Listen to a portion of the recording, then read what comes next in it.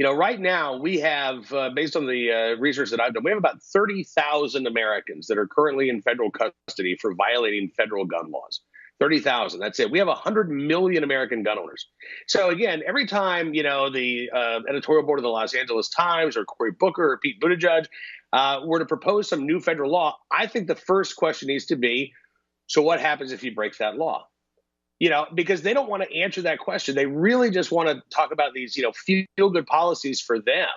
But they don't want to talk about sending people to a federal penitentiary for what? Not having their firearm locked up in a gun safe. And the Supreme Court, by the way, has already said in Heller that you have a constitutional right to be able to access that firearm for self-defense. Now, Grant, look, I have changed the way that I store my firearms based on the age of my children. I imagine that will continue to change as, I become an empty nester, my kids grow up.